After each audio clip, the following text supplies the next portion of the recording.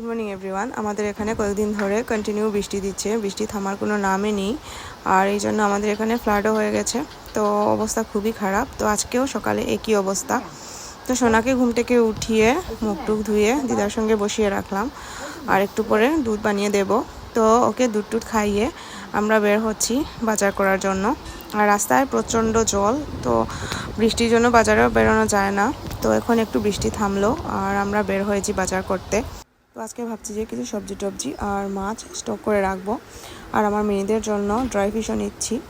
তো ওরা কিন্তু ড্রাই ফিশ আর ফিশ দুটোই ভালো পায়, তো আমি চেঞ্জ করে করে দিই। বাজার থেকে এসে বানালাম খিচুড়ি, আমাদের জন্য বানিয়েছি আর সোনার জন্য বানালাম মশলা টশলা ছাড়া। ওকে এখনও আমরা নুন দেইনি। আর দুপুরের জন্য একটা সবজি রান্না করছি ঝিঙে আর টমেটো দিয়ে। আর এদিকে সোনার জন্য একটা ডিম বয়েল বানিয়েছি।